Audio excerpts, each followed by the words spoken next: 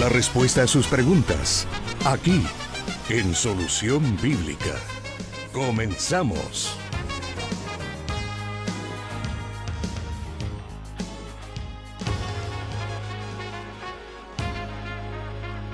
Siempre damos gracias a Dios por esta oportunidad que tenemos de poder compartir Solución Bíblica, el programa que se encarga de darle respuestas a sus inquietudes a la luz de la palabra de Dios, dirigido por el pastor Jonathan Medrano. Y queremos enviar un saludo a todos aquellos que están pendientes de este programa desde diferentes partes del mundo, a través de la aplicación Radios Elim y también a través del internet, ¿verdad? Gracias por estar con nosotros. Esperamos que puedan disfrutar de este programa de principio a fin. Y por supuesto les saludamos desde Iglesia Elim de Santa Ana, desde Plenitud Radio y también a todos los que están a través de la Corporación Cristiana de Radio.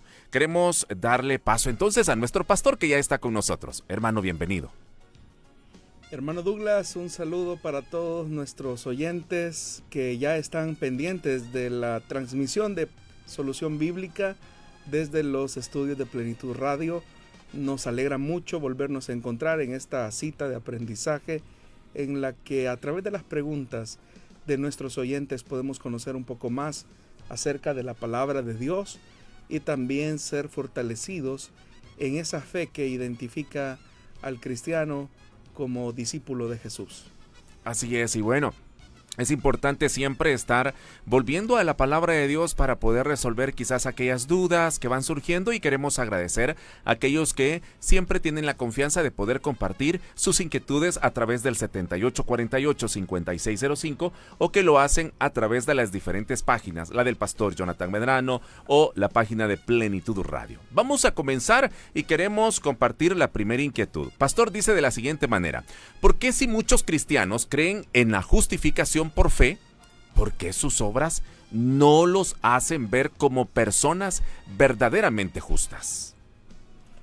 Bueno, yo creo que es importante que entendamos que esta doctrina que es medular del Evangelio y específicamente de la enseñanza paulina de la justificación por la fe se vuelve como en el punto cardinal de la enseñanza cristiana que hoy en día pues la iglesia confiesa como uno de sus fundamentos básicos de la fe cristiana.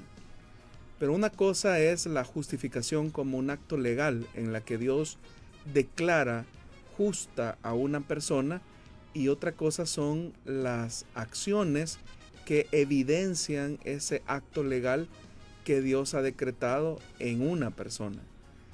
Al hablar acerca de esto es importante entender que la doctrina entonces de la justificación es una cosa y las obras de regeneración como parte de la doctrina de la salvación son otra cosa.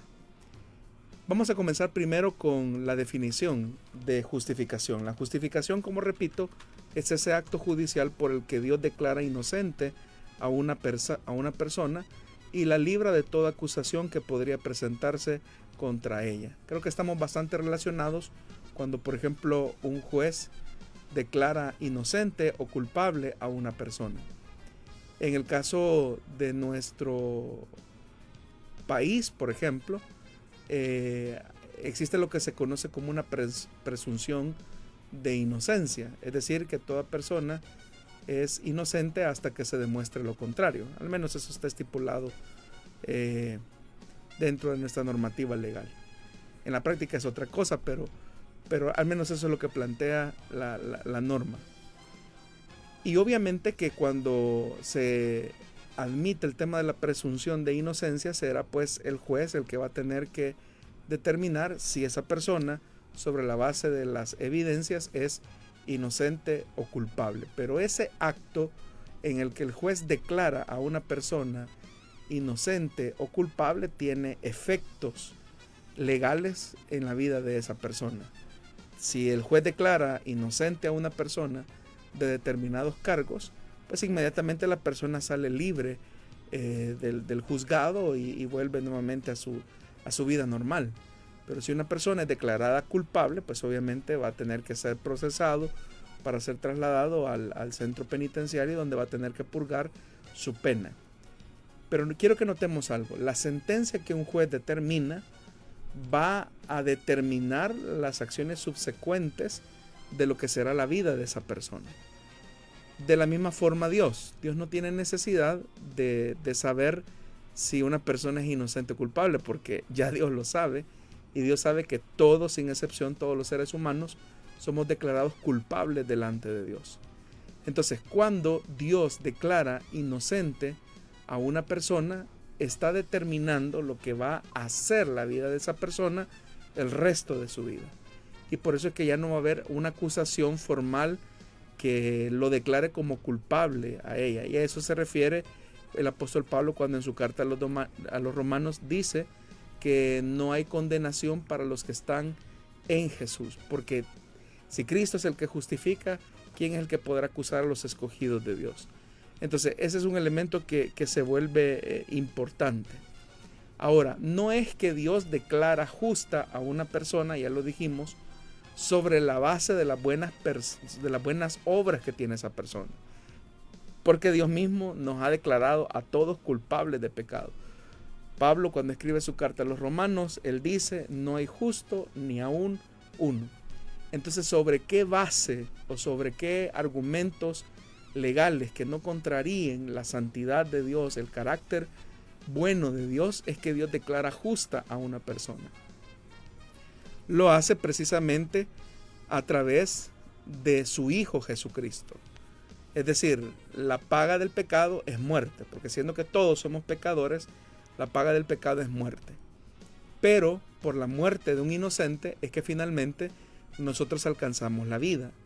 De eso más claramente el apóstol Pablo, nuevamente en su carta a los romanos, él dice, siendo justificados gratuitamente por su gracia, mediante la redención que es en Cristo Jesús, a quien Dios puso como propiciación por medio de la fe en su sangre para manifestar su justicia a causa de haber pasado por alto en su paciencia los pecados pasados. Estoy leyendo Romanos capítulo 3 versículos 24 y 25. Entonces, el primer medio que Dios utiliza para declarar a una persona justa es cuando esta persona se adhiere, se arropa, se cubre por la fe en los méritos sustitutorios, y a eso se refiere la expiación, sustitutivos de Cristo. Cuando una persona se apropia de eso, entonces el Señor declara a esa persona justa en virtud, no de sus obras, sino en virtud de las obras de Cristo. Si eso es así, entonces viene la pregunta que también Pablo menciona en el capítulo 8, ¿quién acusará a los escogidos de Dios si Dios es el que justifica? Si Dios como juez justo declara a una persona justa por los méritos de Cristo, entonces no hay condenación contra ella.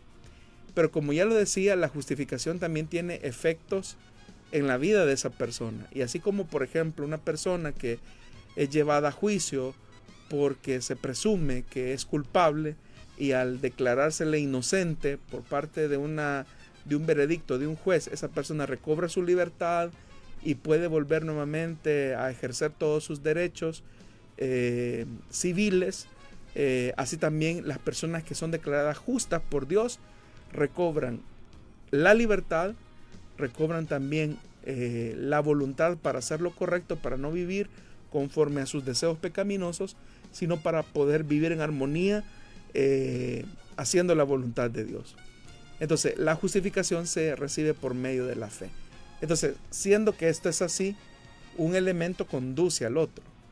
Para que esta persona que ha sido declarada justa, pues demuestre su veredicto, es decir, que haya valido la pena, pues obviamente que esta persona va a comenzar a vivir como una persona honesta, honrada, que va a buscar hacer lo correcto. Ese es el deber ser, ¿verdad? Cuando una persona es declarada inocente, pues va a revelar su condición de inocencia en el tiempo. Sin embargo, pues ya han habido casos, no los podemos negar, en el campo humano, donde jueces humanos han declarado inocentes a culpables y a culpables los han declarado inocentes. Y obviamente que cuando estos culpables son declarados inocentes y recuperan la libertad, no pasa mucho tiempo en que ellos manifiesten sus obras de maldad, demuestran que el veredicto a su favor pues no era el que merecían. y pues con el tiempo está demostrado que muchos de ellos vuelven a incurrir en aquellos delitos por los cuales se le llevó ante los tribunales. Entonces, en esos casos, pues evidentemente ahí hubo un veredicto que no fue el correcto, porque obviamente fue un juez humano el que lo emitió. Pero cuando Dios declara justa a una persona en virtud de Cristo, Dios no solamente lo declara libre de culpa, sino que le provee los recursos y los medios para que esa persona viva una vida justa y piadosa, viva una vida consecuente a la acción declaratoria que Dios ha hecho sobre esa persona. Y eso pues nos lleva a otra de las doctrinas básicas de la fe cristiana, que es la doctrina de la regeneración. Es decir, nosotros éramos culpables porque no podemos hacer cosas buenas. No podemos hacer lo correcto delante de Dios. Nuestra mente está reprobada y es enemiga de Dios. Pero cuando una persona es declarada justa por Dios y recibe la bendición de la regeneración, recibe también una naturaleza nueva que le permite comportarse de acuerdo al veredicto que Dios ha declarado acerca de él, a través de esas acciones de la obra regeneradora del Espíritu Santo en esa persona, de la aplicación de la palabra y de la aceptación del señorío de Cristo sobre su vida. Con esos elementos, la persona finalmente puede tener una vida coherente en cuanto a esa posición legal que se tiene delante de Dios. Entonces, por eso es que acabamos de mencionar que una cosa es la declaración legal que Dios hace de una persona y otra cosa es la subsecuencia de esa declaración que lleva a esa persona a actuar conforme al veredicto que Dios finalmente dictaminó o decretó sobre esa persona. Muy bien, entonces ¿a qué se debe la incongruencia, hermano? Ahí donde viene lo peligroso, porque si una persona no vive una vida justa y piadosa, no digo que sea perfecta, pero no tenga una vida de constancia, de perseverancia, muy probablemente que no haya recibido o no haya sido declarado justo, es decir, no se ha arropado en realidad del sacrificio perfecto de Jesús. Y es personas que son religiosas, ¿verdad? Tienen una tradición evangélica, pero todavía siguen teniendo en su naturaleza vicios que les permiten cometer ciertas situaciones que son repetitivas o en muchos casos, tristemente, viven anclados a una doble vida. Entonces, esos elementos lo único que demuestran es que esa persona no ha recibido los beneficios de la justificación. Podría ser. Otro caso podría ser que también esa persona no se ha disciplinado en las tareas espirituales que le permitan revelar ese acto renovador o regenerador del Espíritu Santo en su vida. Lamentablemente, hermano, cuando hablamos acerca de esto de la regeneración, o sea, Dios nos provee de todos los recursos que necesitamos para obedecer su palabra. El Espíritu Santo viene a morar en el creyente, aplica la palabra de verdad y sobre esa base el cristiano tiene que comenzar a construir su nueva vida. Es decir, Dios nos va a dar lo que nosotros no podemos lograr, pero Dios no hará aquellas cosas que son nuestra responsabilidad. Dios, por ejemplo, se ha comprometido a fortalecernos en la oración. Velad y orad para que no caigáis en tentación, dijo Jesús. Entonces, ¿a qué se compromete Dios? A fortalecernos en la oración. Pero el Espíritu Santo no va a orar por nosotros o en lugar de nosotros. El Espíritu Santo va a bendecirnos a nosotros cuando estemos en oración. Y cuando no sepamos qué pedir, pero estando de rodillas o estando en el lugar secreto, el Espíritu Santo podrá interceder por nosotros. Pero hay una disciplina, hay una obligación del creyente para hacer la parte que le corresponde. Crecemos en el conocimiento de Dios por medio de su palabra. Sabemos que podemos ser bendecidos por Dios a través de la lumbrera que es su palabra. Pero no va a venir un ángel del cielo a abrirnos la Biblia y a sentarnos en una silla para que nosotros leamos la palabra. Es nuestra responsabilidad hacer tiempo. Dios nos ha dicho que nos escucha a través de la oración, que nuestras oraciones pueden ser contestadas si nos acercamos confiadamente y lo hacemos con fe. Pero Jesús también estableció que cuando vayamos a orar, entremos a nuestro cuarto, cerremos la puerta, nuestro Padre que ve en lo secreto nos recompensará en público. Pero ¿cuál es la tarea nuestra? Nuestra tarea es tomar el tiempo, cerrar la puerta, doblar rodillas y dirigir nuestra oración a Dios.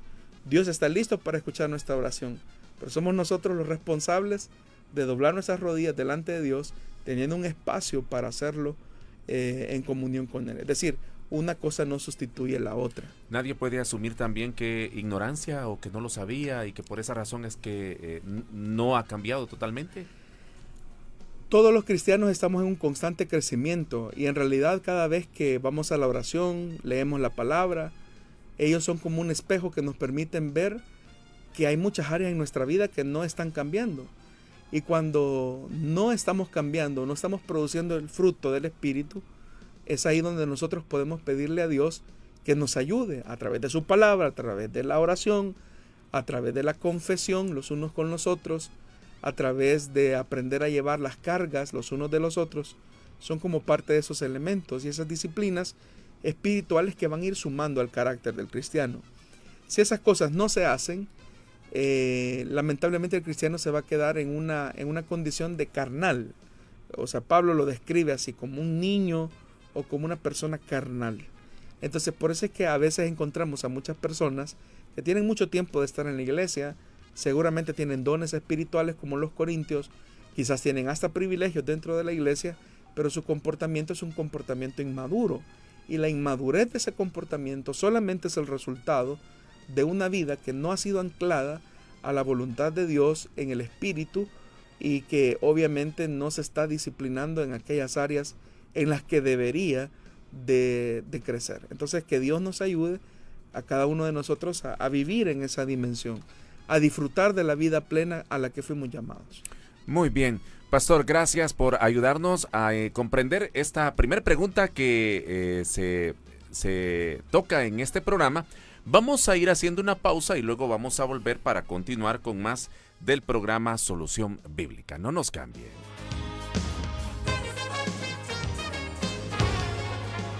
...98.1 FM... Plenitud Radio... Restauración 100.5 FM... 540 AM... La Estación de la Palabra... 1450 AM... Restauración San Miguel... y Cielo FM 89.1 en el occidente de Guatemala, transmitiendo Solución Bíblica.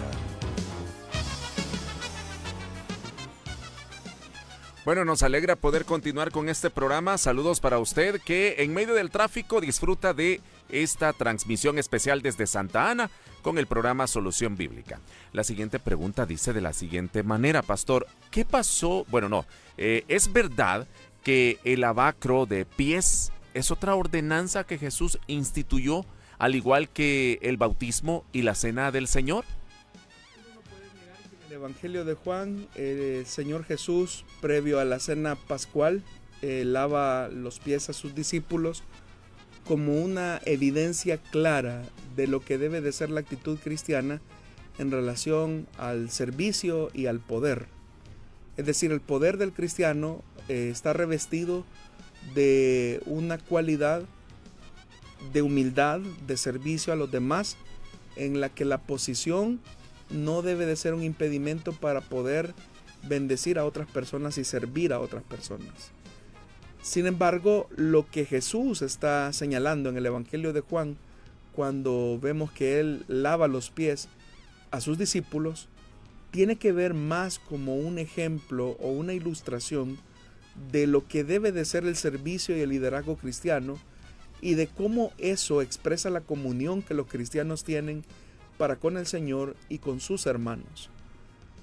No tanto como una ordenanza a la que los cristianos estén obligados a hacer, como lo es en el caso del bautismo en agua y la cena del Señor. Significa que el lavacro de pies solamente es un ejemplo de cómo la actitud cristiana está revestida de una auténtica humildad y comunión que se establece entre los miembros de la comunidad.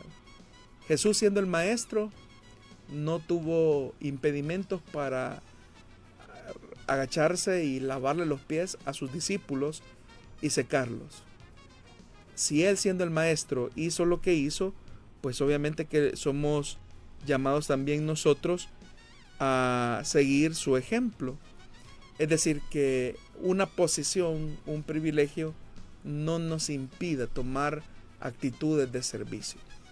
Entonces, en ocasiones las personas suelen creer que porque se tiene una posición, porque se tiene un privilegio, no se pueden tomar ciertas responsabilidades o ciertas actividades, porque hay personas que creen, bueno, yo estoy en una posición de liderazgo, algunos tristemente lo ven como de superioridad, en la que no pueden disponer sus talentos, sus capacidades en beneficio de otra persona. Y dicen, bueno, si yo soy el pastor, pues que lo hagan las otras personas.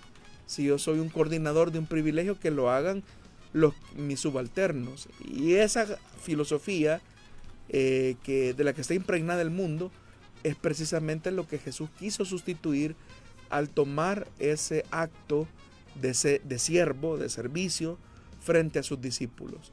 A Jesús no le impidió bajarse a la posición de siervo con sus discípulos para manifestar lo que debe de ser el verdadero liderazgo cristiano y el servicio como tal. Entonces, si Jesús, siendo el maestro, no tuvo impedimentos para mostrar actitudes de servicio a quienes estaban bajo su autoridad, también nosotros somos llamados a no aferrarnos a posiciones o a privilegios para vernos como impedidos de poder servir a las personas a las que estamos liderando. Pero no es una ordenanza como tal, porque es una práctica, repito, que únicamente sirvió como una ilustración de servicio y de humildad. Sin embargo, es respetable por aquellas congregaciones o iglesias donde esta práctica pues puede ser como un elemento pedagógico que trate la manera de ilustrar esta verdad. Pero repito, no es una ordenanza como tal. Claro, lo importante es la enseñanza, ¿verdad? El mensaje que usted menciona para poder mantener esa disposición. Es correcto, sin importar que tengamos un cargo de liderazgo, de preeminencia, eso no nos debe de impedir servir a los más pequeños. Claro. Pastor, fíjese que con la pregunta anterior, alguien por acá nos estaba diciendo, bendecido viernes, les saludo hermano Héctor Rosales y les escucho en Ciudad Delgado, San Salvador, a través de 100.5 Restauración. Comentario a la pregunta número 1. ¿En la justificación se da lo mismo que en la santificación? Es decir, justificación posicional, justificación creciente, justificación glorificada. Excelente programa, nos dice. La santificación es la evidencia de haber sido declarados justos delante de Dios. A eso me refería, que esta doctrina es como el inicio de estos elementos que se van evidenciando en la vida del creyente. Al ser declarados justos, obviamente que recibimos también una posición en la que somos santificados por el mismo medio sustitutorio de Cristo. En ese sentido somos apartados para Dios, pero nuestra responsabilidad es que ahora que hemos recibido las bendiciones espirituales, como la morada del Espíritu Santo, el ser guiados por su palabra, el tener el señorío de Cristo en nuestra vida, que nuestra vida comienza a reflejar el carácter de Cristo. Pero repito, eso es precisamente por la condición legal que hemos recibido delante de Dios. Es decir, esa condición legal en la que Dios dice es inocente o es justo, más bien, por los méritos de mi Hijo Jesús, ahora esa persona tiene que demostrar subsecuentemente esa obra o esa declaración que el Padre ha hecho de esa persona. ¿Cómo lo va a hacer? Por medio del Espíritu Santo, que ya mora dentro de nosotros y que nos permite progresar en la vida cristiana. A eso lo que se llama pues es la santificación progresiva, ¿verdad? Porque vamos progresando en nuestra condición delante de Dios. Muy bien.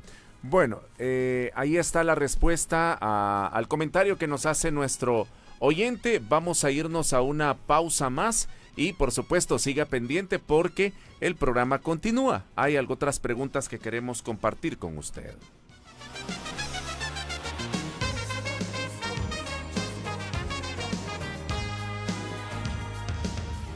Búsquenos en Facebook como Solución Bíblica.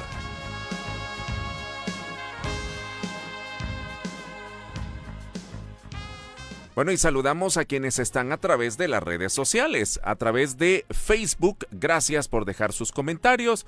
Por ahí están muy pendientes. El hermano, nos dice Inmer Jiménez, bendiciones hermanos. También el hermano García Alfredo está pendiente, bendiciones. Extrañaba el programa, nos dice.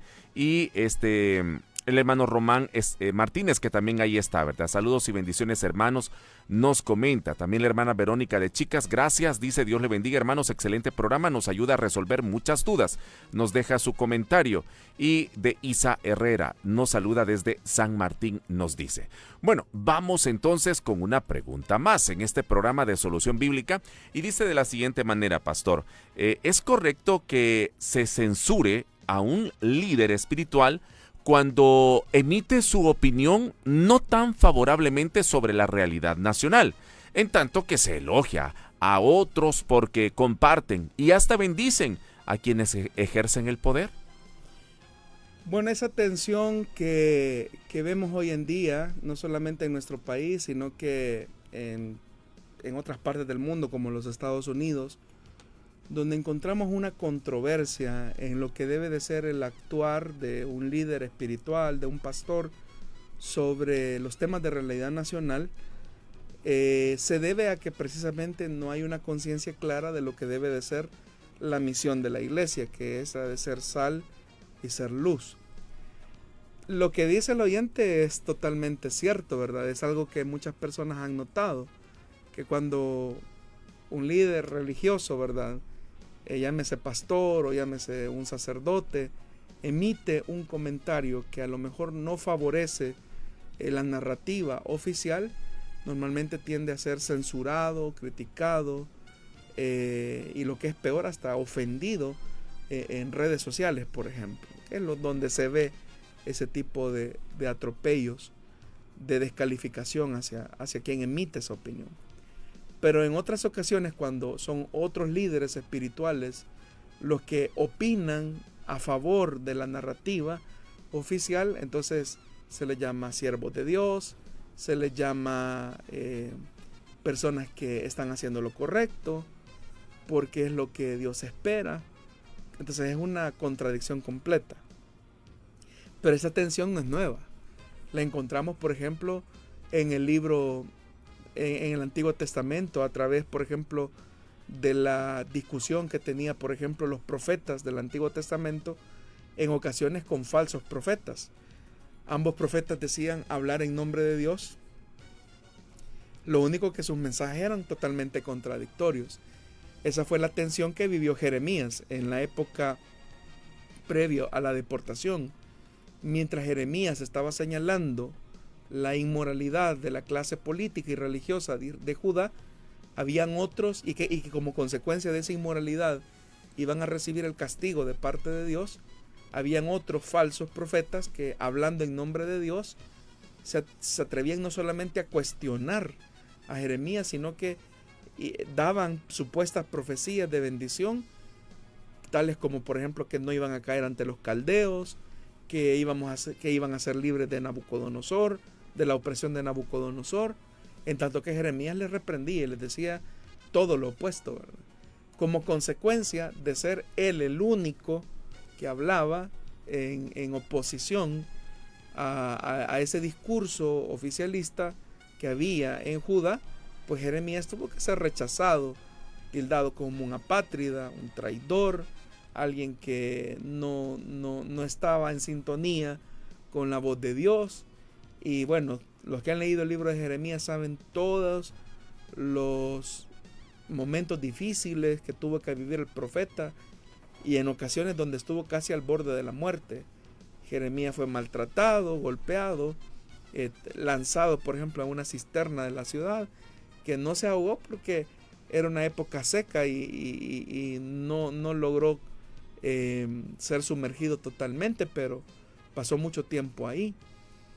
También encontramos eso en la narrativa del profeta Amós, por ejemplo, donde existe, ¿verdad?, una confrontación entre el profeta y el sacerdote, ¿verdad?, que oficiaba el culto oficial, valga la redundancia, a favor de la corona, pero encontramos a un profeta que con un mensaje totalmente opuesto frente a las injusticias. Entonces, pero todas esas tensiones que vemos a lo largo de la Biblia, que muchas veces también vemos a lo largo de la historia, son parte de los procesos normales que existen entre el bien y el mal, que existe entre la verdad y la mentira. Entonces no debemos de preocuparnos por eso. Más bien debemos de preocuparnos de estar en el lado correcto de la historia. ¿Y esto qué significa? Que hagamos un filtro de la palabra de Dios, hacer de la Biblia ese filtro por el que podamos tamizar nuestra vida, la vida de la nación, las decisiones que se toman, si éstas corresponden en realidad a la voluntad de Dios. Porque hay quienes que piensan que la voluntad de Dios solamente tiene que ver con la vida de la iglesia, lo que se haga entre las cuatro paredes de una iglesia. Pero Dios no solamente gobierna la iglesia, Dios es Señor de todo el mundo.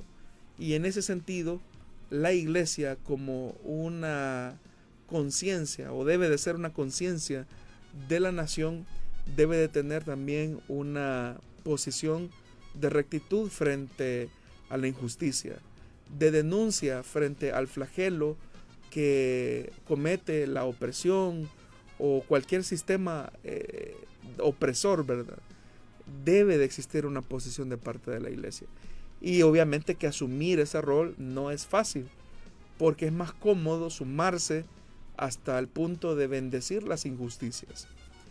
Por poner un ejemplo, en los Estados Unidos, recientemente se viralizó una fotografía donde ciertos líderes, entre ellos líderes religiosos, en su mayoría protestantes, algunos fundamentalistas, pentecostales también, los veíamos en la oficina oval orando por el presidente. Alguien podría decir, la oración no tiene nada de malo, es más, la Biblia nos manda a orar por nuestros gobernantes. Sí, eso es lo que la Escritura nos señala.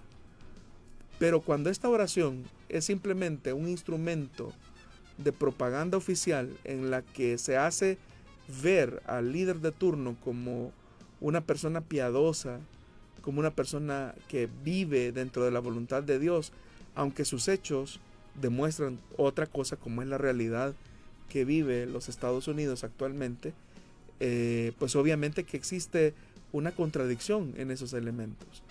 Y por eso es que también hay otras voces dentro de los Estados Unidos que advierten de esa contradicción a la fe, y que lejos de ser de bendición el ver a líderes que están apostados con el poder en turno, se convierten como en un tropiezo para aquellas personas que analizan y reflexionan los hechos de sus gobernantes a la luz de su discurso religioso, y dicen, bueno, ¿cómo es que esta persona está hablando de que es a favor de Dios, a favor de la vida, pero actúa en contra de la vida y actúa en contra de los principios que Dios mismo estableció en su palabra? Y es ahí donde las personas se encuentran escándalo y tropiezo en las acciones y el discurso que profesan muchas veces estos líderes. Ahí es donde hay que tener un gran cuidado, porque las personas que utilizan el discurso político valiéndose de la sensibilidad religiosa pueden tratar la manera de desviar la atención de las personas sobre los hechos reales que están ahí. Uno no tiene que quedarse solamente con el discurso en el que aparentemente están hablando de Dios y hasta pueden dar la gloria a Dios, pero sus acciones lo que están demostrando es una contradicción a los valores del reino de Dios. Y ahí es donde tenemos que tener un gran cuidado. Como repito, como iglesia somos llamados a orar por nuestros gobernantes. De preferencia, es importante reconocer que ellos necesitan la sabiduría y la dirección de Dios. La iglesia no puede ser un instrumento del poder que legitime o valide los atropellos que se hacen desde el uso desmedido del poder. Y en tercer lugar, no existe poder absoluto sino el que viene de parte de Dios. Es decir, Dios es el único poder absoluto, y Él entrega parte de ese poder sobre el cual va a pedir cuenta a todos los que ejercen algún tipo de señorío o autoridad de gobierno en cualquier área, en cualquier esfera. Entonces, esa contradicción que el oyente efectivamente encuentra es parte del momento que actualmente viven muchos países en el mundo, incluido el nuestro. Claro, pastor, y en el caso de que se cree, ¿verdad?, que existe una neutralidad de parte de los pastores o los ministros ante este tipo de situaciones, esa es una falacia, ¿verdad? Porque imagino que no es que se esté en contra muchas veces de las políticas, sino que hay un tema, ¿verdad?, principal que en la Biblia lo encontramos, que es la injusticia. Bueno, yo creo que el líder de culto debe ser neutral, hablando desde el punto de vista político partidario. Él no debe de manifestar ni su preferencia política partidaria desde ningún punto de vista. Sí. Más bien, o sea, como ciudadano está bien que lo tenga y que lo ejerza, ¿verdad? Pero desde el punto de vista de una ética del reino de Dios, que es mayor a cualquier estamento político partidario, la base o el fundamento desde donde el ministro emite su opinión debe de ser desde la verdad del reino de Dios. Y en ese sentido, si hay algo que no está bien, debe de ser señalado, pues la iglesia está llamada a ser esa conciencia social en la que ilumine con el mensaje cristiano cuál es la voluntad de Dios para un país. O sea, es la voluntad de Dios, por ejemplo, hablando acerca de un tema tributario, ¿verdad? Es la voluntad de Dios que los que ganan menos paguen más y que los que ganan más paguen menos. Esa es la voluntad de Dios. Entonces el creyente, el ministro de culto, no va a emitir su posición sobre la base de derechas, izquierdas o centro, o sobre la base de la oposición, o sobre la base de la narrativa del oficialismo. Va a emitir su posición desde la ética del reino de Dios. ¿Y qué es lo que enseña la Escritura? Encontramos eso claramente en el Antiguo Testamento, que el que pague más debe de pagar más, que el que gana más debe de pagar más, y el que gana menos debe de pagar menos. Y alguien puede señalar, eso me parece muy socialista, ¿verdad? No, esa es la palabra de Dios, esa es la Escritura, eso es lo que la Biblia dice. Entonces, cuando, por ejemplo, se exoneran a las grandes corporaciones, a las grandes empresas de la responsabilidad tributaria, pero se carga a las mayorías que ganan menos con todo el peso fiscal de un país, pues obviamente que estamos ahí frente a una injusticia que la iglesia debe de posicionar. Solo por poner un ejemplo de muchos elementos que están ahí en la realidad nacional. Por eso el pastor no debe de emitir su posición desde su preferencia política partidaria. Más bien debe de hacerlo desde la ética del reino de Dios, desde aquello que es imperativo en la Escritura sobre lo que debe de ser las relaciones sociales y humanas, entendidas estas también las de gobierno y las de sociedad. Muy bien, bueno, ahí está la respuesta a esta inquietud. Gracias por seguir con nosotros y vamos a hacer una vez más una pausa y luego vamos a volver con este programa, Solución Bíblica.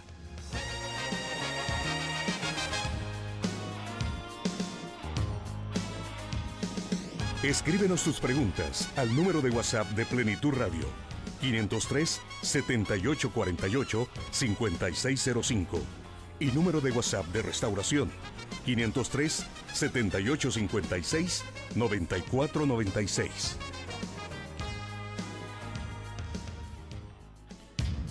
Qué bueno que sigue con nosotros. Recuerde que si desea enviar sus preguntas, pues esos son los medios por los que son recibidas y con gusto se va a tomar nota. Por ejemplo, queremos agradecer a dos preguntas que tenemos ya por acá.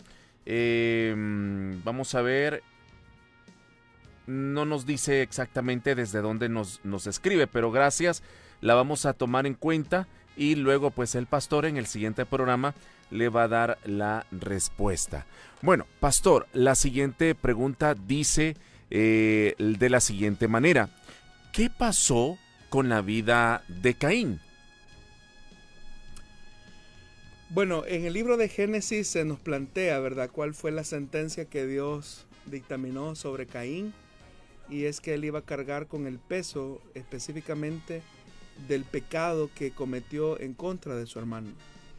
En el capítulo 4 de Génesis se nos dice algo que es importante. En el capítulo 4, versículo número 12, cuando cultives la tierra, no te dará sus frutos, y en el mundo serás un fugitivo errante. Es decir, Dios envía a Caín para que tenga una vida cargada de mucha maldición, en la que nada de lo que haga pueda dar un fruto bueno. Él había sembrado males, y de ese mal iba a cosechar más males. Y el mismo Caín responde: este castigo es más de lo que puedo soportar. Hoy me condenas al destierro y nunca más podré estar en tu presencia. Número 1, nunca más podré estar en tu presencia. 2, andaré por el mundo errante como un fugitivo, y cualquiera que me encuentre me va a matar, porque si lo que he sembrado es muerte, entonces yo voy a cosechar muerte. Entonces el Señor le respondió: no, al contrario, el que mate a Caín será castigado 7 veces. Y entonces el Señor le puso una marca a Caín para que no lo matara cualquiera que lo encontrara. Y dice el 16: así Caín se alejó de la presencia del Señor y se fue a vivir a la región llamada Nod, al este del Edén. Esto es interesante porque cuando hablamos de Nod es errante, es decir, el que no tiene un sitio de paz o de tranquilidad. Podemos intuir a partir de estos pasajes que hemos mencionado que efectivamente Caín vivió sus últimos días sin paz, sin tranquilidad y en un desenfreno. Dice algo interesante la palabra, porque dice: Caín tuvo relaciones sexuales con su mujer, la cual quedó embarazada y dio a luz a Enoc. Caín construyó una ciudad y le puso el nombre de su hijo Enoc. Enoc tuvo un hijo llamado Irad, que fue el padre de Mehujael. Este a su vez fue el padre de Metusael, y Metusael fue el padre de Lamec. Lamec tuvo 2 mujeres, una de ellas se llamaba Ada y la otra Sila. Lo que encontramos entonces es que la descendencia de Caín, encontramos que también comienza a desarrollarse a partir de la decisión del establecimiento en la tierra de Nod. Sin embargo, es clave e importante notar lo que el mismo Caín dice: ahora tú me castigas para que no esté en tu presencia, que es el peor de todos los castigos que se le pueden infringir a un hombre, no estar en la presencia de Dios. Entonces, eso es lo que la Biblia establece o dice acerca de Caín. Caín como un hombre homicida, un fratricida que asesinó a su hermano, y del cual el Señor establece claramente que aún la sangre de su hermano Abel clama por justicia, y eso es lo que el Señor hará el día en que los muertos que no han vivido lejos del Señor tengan que resucitar para dar cuentas de todo el mal que han hecho, desde Caín, que es el primer homicida que aparece en la historia humana, hasta el último que ha vivido en rebelión delante de Dios. Muy bien, bueno, ahí está entonces para aquellos que, bueno, quien envió esta pregunta, gracias por compartirla, pero también hay otra pregunta, pastor, que dice de la siguiente manera: ¿cantar el himno nacional y otras canciones no cristianas es pecado? Bueno, el himno nacional de cualquier país expresa de alguna manera la naturaleza, las virtudes, la realidad y la historia de un país. Y al hacerlo, lo que una persona expresa es una conciencia de su sentido patriótico, un amor por el país en el que nació, y también una identificación acerca del desarrollo histórico que ha tenido ese país en el tiempo. Entonces no hay nada de malo con que una persona, en el caso de alguien que se siente identificado con su país, puede entonar las notas del himno nacional que corresponde. Ahora, cuando hablamos de canciones que no tienen contenido cristiano, pues el filtro siempre va a ser: es algo que bendice, es algo que suma, ¿Es algo que te edifica? ¿O es un contenido que incluso es contrario a la expresión y el carácter de Dios? ¿Es ese contenido incluso nocivo para tu crecimiento espiritual? Son parte de las preguntas necesarias que una persona debe de hacerse. Ni por valorarse profesionalmente o como algo de una producción, sería que de una forma técnica, sino que simplemente tenemos que valorar siempre eso. Tiene que haber un filtro, hermano, en todo esto, ¿verdad? Si esto edifica, me suma, si esto dignifica incluso al ser humano. Recientemente escuchaba a un padre preocupado porque su hija estaba escuchando música con no contenido, música que no tuviera contenido cristiano, y lo que estaba escuchando era, si a eso se le puede llamar música, ¿verdad? Contenido que denigra a la mujer, nocivo a la moralidad y a la ética cristiana. Y lo que la hija le respondió fue: pero si yo solamente lo escucho, o sea, no tiene nada de malo, no hago lo que esa canción dice y tampoco estoy imitando lo que la letra de esa canción menciona. El punto es que nuestro pensamiento va siendo modelado por aquello a lo que nos exponemos. Aquello a lo que nos exponemos modela nuestros pensamientos, y nuestros pensamientos terminan modelando nuestra conducta. Y si lo que escuchamos, por ejemplo, es un contenido que es un contenido nocivo para la ética y la moralidad cristiana, un contenido que denigra a los seres humanos, pueden ser hombres, mujeres o niños, si lo que el contenido de esas canciones lo que hace incluso es contradecir elementos que están establecidos en su palabra, por ejemplo, aquellas canciones, ¿verdad?, que hablan de despecho, de adulterio, canciones que hablan incluso acerca de acabar con la vida, que si tú no estás, mi vida no tiene sentido, cuando sabemos que la vida de ningún ser humano gira alrededor de otro, sino que gira alrededor de Dios. Si esos elementos no se tienen en claridad, fácilmente una persona puede caer en una desvalorización de otro ser humano, puede incluso modelar su conducta a partir de lo que escucha, porque aquello que modela nuestro pensamiento determina la forma en cómo nos comportamos. Entonces, por eso es que el filtro es: ¿esto edifica? ¿No vulnera esto los principios cristianos? ¿No es nocivo esto en cuanto al tema de la dignidad humana? Hay otras canciones, ¿verdad?, que no necesariamente son canciones con contenido cristiano, pero tienen elementos que describen los valores de la vida, ¿verdad? Y en ese sentido, aunque no son cristianos, de alguna manera expresan alguna virtud o algún elemento, ¿verdad?, a favor de la vida. Entonces, son parte de las cosas que como en la conciencia cristiana debemos de tener esa madurez para tener ese filtro.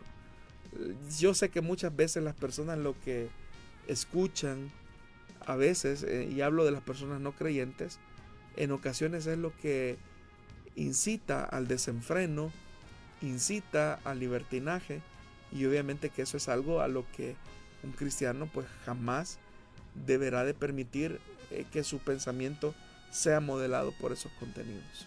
Muy bien, bueno, hay que tener mucho cuidado entonces. Vamos a hacer la última pausa. Gracias por seguir con nosotros acá en Solución Bíblica.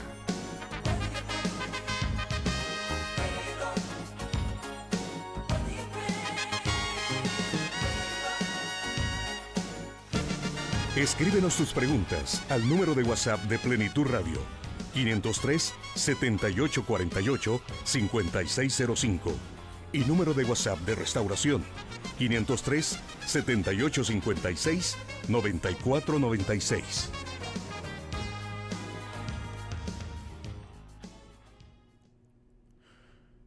Muy bien, seguimos en la parte final de este programa. Gracias por estar con nosotros en este día viernes. Hay tráfico bastante pesado, nos dicen, frente a Elim Santa Ana, así que tenga mucha precaución. Y saludos a nuestra hermana Reina que nos escucha en Palo de Campana, en el volcán de Santa Ana. Gracias de verdad por estar en nuestra sintonía. Pastor, dice la siguiente pregunta: ¿todavía hay profetas y apóstoles? Porque hasta Juan, dice la Biblia, que fue el último profeta, y hasta Pablo, el último apóstol.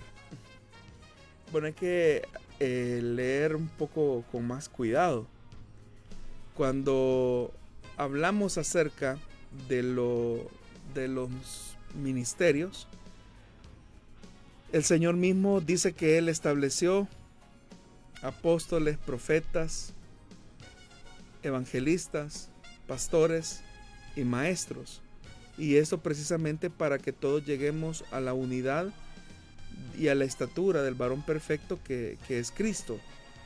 Cuando nosotros mismos vemos la necesidad de los ministerios y vemos cuál fue el objetivo y el fin por el cual el Señor los entregó a la iglesia, podemos comprender y entender que están vigentes, porque no hemos alcanzado, por ejemplo, la unidad completamente, como la unidad de la fe, como a la que Pablo menciona, la unidad del conocimiento del Hijo de Dios. No hemos alcanzado una humanidad perfecta que sea conforme a la estatura de Cristo. Todavía hay partes del cuerpo de Cristo que son niños zarandeados por cualquier tipo de olas, ¿verdad? Llevados por cualquier viento de enseñanza. Entonces los ministerios están para iluminar, para enseñar, para clarificar el camino de la iglesia. Cuando el Señor Jesús, haciendo referencia a Juan el Bautista, que él hace una descripción correcta acerca de él, y que Juan el Bautista tiene esa referencia clara del Señor, que de los nacidos de mujer ninguno como Juan el Bautista. Allí claramente lo que podemos notar es que Juan efectivamente había ejercido un rol profético, que, como lo dice la profecía de Isaías, iba a anunciar o iba también a pregonar el camino, y tal también como lo menciona el profeta Malaquías, hablando acerca del Elías que había de venir. En ese sentido, la profecía apuntaba a una persona que iba a ser como el enlace, ¿verdad?, de todas las profecías que anunciaban la llegada del Mesías y el cumplimiento de esas profecías en la persona de Jesús. Jesús entonces tuvo esa relación clara con Juan el Bautista. Ahora, si bien es cierto, Juan actúa en su labor, en su rol profético, pues obviamente que cuando llega el Mesías, cuando llega el Cristo, esa función se acaba, ¿verdad? Porque ya no estamos esperando a ningún otro Mesías. Y todos los profetas, llegando hasta Juan, apuntaban y señalaban a Jesús como la promesa que ahora se estaba cumpliendo frente a ellos. Entonces, en ese sentido, el rol de profeta ya no continúa más, porque las profecías se han cumplido en la persona de Jesús cuando Él se encarnó y vino al mundo. Entonces los profetas ya no señalan de algo que va a venir, o de un Mesías venidero, de un Mesías futuro. Pero eso no significa que no existan profetas. Todo lo contrario, los profetas cumplen una función de enseñanza, de edificación, de instrucción y también de una visibilización del poder de Dios en cuanto a la exhortación a la luz de la misma Escritura. Entonces, el ministerio del profeta continúa. Prueba de eso lo encontramos en el libro de los Hechos de los Apóstoles. Pero repito, estos profetas ya no cumplen la función como los profetas del Antiguo Testamento, que básicamente su ministerio apuntaba a una realidad que se manifestó o se cristalizó con la llegada de Jesús como Mesías prometido. Entonces, en ese sentido, sí, los profetas ya no desempeñan ese papel, pero eso no significa que no cumplan su rol profético para alinear la conducta de la iglesia, alinear el mensaje cristiano a las exigencias y a la práctica de obediencia que debe de caracterizar al pueblo cristiano. En cuanto a los apóstoles, es cierto que Pablo se expresa a sí mismo como el apóstol, el más pequeño, ¿verdad? Casi él mismo utiliza la frase como un abortivo, ¿verdad? Y eso daría la impresión de que ya es el último, y que siendo que él es el último, ya no hay necesidad del ministerio de apóstol. Pero la expresión que Pablo está utilizando específicamente en Corintios tiene que ver más con el hecho de apóstoles que han presenciado una revelación directa de Jesús. En ese sentido, Pablo es como el último, porque Pablo vio al resucitado, ¿verdad? Después de Pablo no encontramos a ningún otro apóstol después de él que haya recibido una manifestación tan clara como la que Pablo recibió junto a los otros 11. En ese sentido, el ministerio de apóstol, como el que recibe una revelación directa de Jesús, ya no existe como tal. Pero los apóstoles, en cuanto a su función ministerial de establecer iglesias, de corregir la doctrina, si hay una controversia doctrinal en las iglesias, el ministerio de apóstol sigue funcionando. En cuanto al establecimiento de congregaciones, en cuanto al tema de digámoslo así, de engendrar nuevos ministros, esa es una función que sigue como parte de esas evidencias del ministerio de apóstol.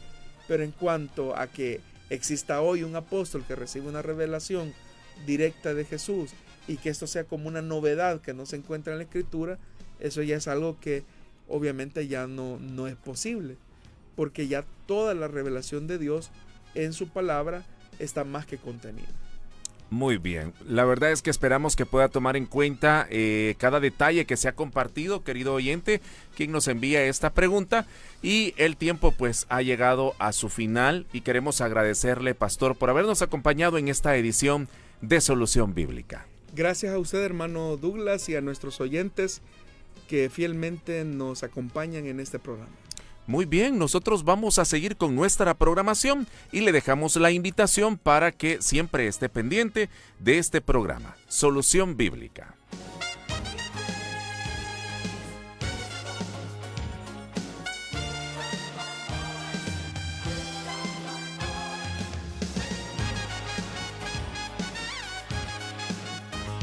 Dios da la sabiduría y el conocimiento. Solución Bíblica. Hasta el próximo programa.